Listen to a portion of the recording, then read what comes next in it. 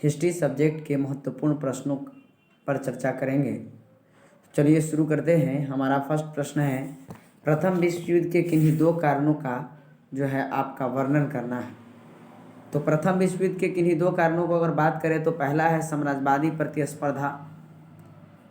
उस समय जो है सभी देशों में एक साम्राज्यवादी जैसे जो है देश जैसे इंग्लैंड, फ्रांस और रूस का साम्राज्य विस्तार के लिए आपसी प्रतिद्वंदिता। ये सभी देश, चाहे वो इंग्लैंड हो, फ्रांस हो, रूस हैं, ये सभी अपने साम्राज्य का विस्तार करना चाहते थे और ये चाहते थे कि अधिक से अधिक देशों पर हमारा क्या हो, कब्जा हो। अतः यह साम्राज्यवादी प्रतिस्पर्धा भी एक दूसरे के जो है वो युद्ध के करीब लाने का काम किया। दूसरा है यूरोपीय शक्ति संतुलन का बिगड़ना। यूरोपीय शक्ति संतुलन का बिगड़ना आप समझ सकते हैं कि 1871 आते आते जर्मनी का यूरोपीय राजनीति में बिस्मार्क के नेतृत्व में शक्तिशाली राष्ट्र बनकर उदय होना। कहने का मतलब जो जर्मनी पहले इन देशों से, चाहे वो इंग्लैंड है, फ्रांस है और रूस है, इन सभी देशों से पीछे था, वो 1871 ईस्वी में बिस्मार्क के नेतृत्व में धीरे धीरे क्या हुआ कि वो आगे बढ़ने लगा और आगे एक शक्तिशाली राष्ट्र के रूप में बनने लगा, जिससे जो है वह एक चुनौती बनने का काम किया। और बिस्मार्क के नेतृत्व में ये शक्तिशाली जब राष्ट्र बना तो इंग्लैंड, फ्रांस और ब्रिटेन के लिए जो है, चाहे वो इंग्लैंड के लिए, फ्रांस के लिए, रूस के लिए जो है एक चुनौतीपूर्वक जो यह देश बनने का काम किया। तो ये दो कारण आप याद रख सकते हैं। बहुत सारे कारण थे लेकिन आप याद रखिएगा साम्राज्यवादी प्रतिस्पर्धा और दूसरा पॉइंट याद रखिएगा कि यूरोपीय शक्ति संतुलन का बिगड़ना। नेक्स्ट प्रश्न को देखते हैं, खिलाफत आंदोलन क्यों हुआ था। गौर फरमाइएगा दोस्तों, खिलाफत आंदोलन क्यों हुआ था। तो अगर बात करें तो खिलाफत आंदोलन का, तो भारत के मुसलमान तुर्की के सुल्तान को खलीफा मानते थे।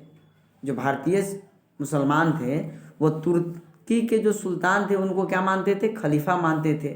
जब प्रथम विश्व युद्ध हुआ उस युद्ध में क्या हुआ कि तुर्की पराजय हो गई। जब यह पराजय हो गया तो पराजय के बाद खलीफा को पद से स्थापित कर दिया गया, उसको भी स्थापित कर दिया गया, हटा दिया गया। तो खलीफा के पद को समाप्त कर दिया गया और साथ ही साथ तुर्की साम्राज्य का जो है वो विघटन भी कर दिया गया, विभाजन कर दिया गया। इन्हीं बातों से भारतीय मुसलमान क्या थे, नाराज थे, नाखुश थे और इसी कारण जो है 1920 में क्या किया गया, 1919-20 में जो है खिलाफत आंदोलन चलाया गया। खिलाफत ऑल इंडिया खिलाफत जो संगठन है इसका अध्यक्ष के रूप में महात्मा गांधी जी को बनाया गया था, क्योंकि उस समय हमारे देश में एकता की सबसे बड़ी जरूरी थी और इसी को देखते हुए महात्मा गांधी ने भी इस आंदोलन का समर्थन किया था। तो याद रखना है आपको कि खिलाफत आंदोलन क्यों हुआ, तो क्योंकि भारत के मुसलमान तुर्की के सुल्तान को खलीफा मानते थे। जबकि प्रथम विश्व युद्ध हुआ, उस विश्व युद्ध में क्या हुआ कि तुर्की की जब पराजय हुई तो खलीफा पद को समाप्त कर दिया गया ब्रिटेन के माध्यम से और तुर्की का विभाजन भी कर दिया गया, जिसके कारण भारतीय मुसलमान उससे नाखुश हुए और कहा कि भाई तुर्की के सुल्तान का जो खलीफा का पद होता है उस पद को पुनः से स्थापित किया जाए। तो खिलाफत आंदोलन क्यों हुआ था समझ गए होइएगा। नेक्स्ट क्वेश्चन को देखते हैं, दांडी यात्रा का उद्देश्य क्या था।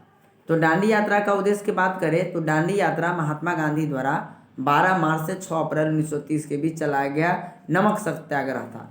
अगर बात करें तो महात्मा गांधी जब अंग्रेजों ने नमक पर भी एक भारी हैवी टैक्स जब लगा दिया तो इस टैक्स से उबरने के लिए महात्मा गांधी ने क्या किया, 12 मार्च से 6 अप्रैल के बीच में एक यात्रा किया, नमक सत्याग्रह चलाया, जिसे हम लोग क्या कहते हैं कि भाई जिसका मुख्य उद्देश्य क्या था, समुद्र के पानी से नमक बनाकर और नमक कानून का उल्लंघन करना था तथा सरकार को यह दिखाना था कि नमक पर जो कर लगाया गया है वह एक अनुचित कर है, एक अव्यवस्थित कर है, इतना कर नमक पर नहीं लगाया जाना चाहिए था।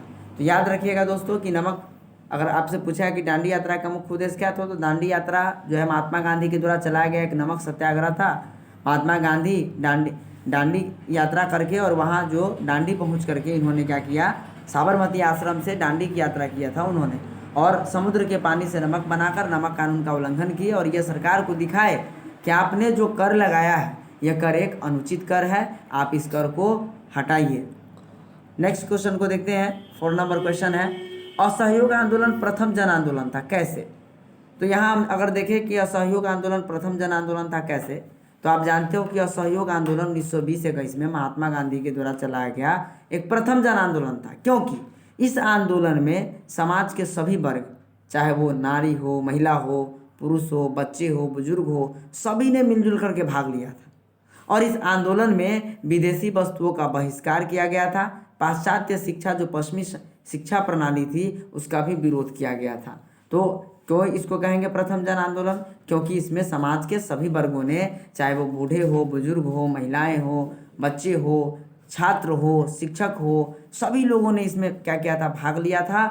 और अंग्रेजों की जो विदेशी वस्तुएं थी, अंग्रेजों की जो पश्चिमी सभ्यता को जो हम पर थोपी जा रही थी, उन सभी का क्या करना था, जो कहने का मतलब नकारना था, विरोध करना था। असहयोग आंदोलन के कारण में क्या हम लोग लिख सकते हैं कि अगर आपसे पूछ दिया जाए कि असहयोग आंदोलन के कारण क्या थे, तो असहयोग आंदोलन के बहुत सारे कारण थे, जिसमें प्रमुख कारण को अगर बात करें तो रॉलेट एक्ट जैसे काला कानून, रॉलेट एक्ट जैसा काला कानून जो 1919 ईस्वी में सर सिडनी रॉलेट की अध्यक्षता में पारित किया गया था। दूसरा, खिलाफत का मुद्दा, जो अभी मैंने बताया भी कि तुर्की का सुल्तान को भारतीय मुसलमान खलीफा मानते थे, और प्रथम विश्व युद्ध में उसकी पराजय के बाद क्या किया गया था, खलीफा पद को ही समाप्त कर दिया गया था। तो एक खिलाफत का भी मुद्दा था। तीसरा था कि जालियांवाला बाग हत्याकांड में जो नरसंहार हुआ था, उस नरसंहार का भी एक बहुत बड़ा कारण था कि जब उसकी कमेटी बैठी, हंटर कमेटी बनी, तो हंटर कमेटी ने क्या किया कि जो जालियांवाला बाग में जनरल ओडायर दोषी था, उसको निर्दोष जो है घोषित कर दिया गया।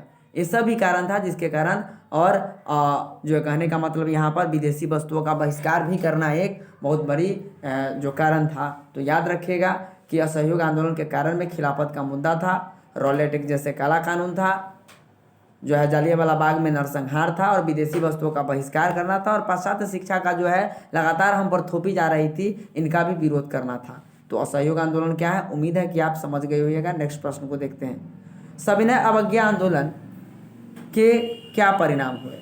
तो मैंने जो अभी बताया है कि 12 मार्च 1930 को से 6 अप्रैल 1930 तक महात्मा गांधी द्वारा जो असहयोग का एक शुरुआत किया गया था डांडी मार्च के माध्यम से, तो वही एक डांडी मार्च था। तो इसका एक क्या कारण था, परिणाम क्या हुए?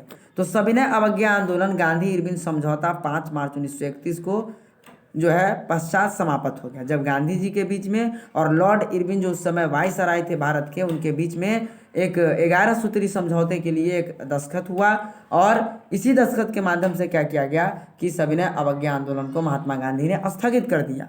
अब ये समाप्त तो हो गया असहयोग आंदोलन, लेकिन इसके निम्नलिखित परिणाम भी निकले। क्या निकला? पूरे भारत को एकजुट कर दिया गया।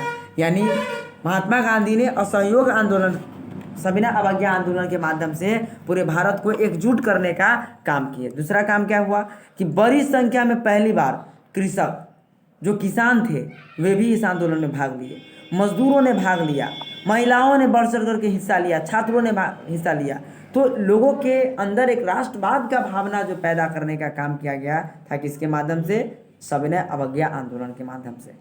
तो अगर हम इसमें, अगर हमसे पूछा जाए कि भाई कि सविनय अवज्ञा आंदोलन का क्या परिणाम हुआ, तो सविनय अवज्ञा आंदोलन महात्मा गांधी और लॉर्ड इरविन के बीच में जब 5 मार्च 1931 को गांधी इरविन समझौता हुआ, इसके साथ यह समाप्त हो गया।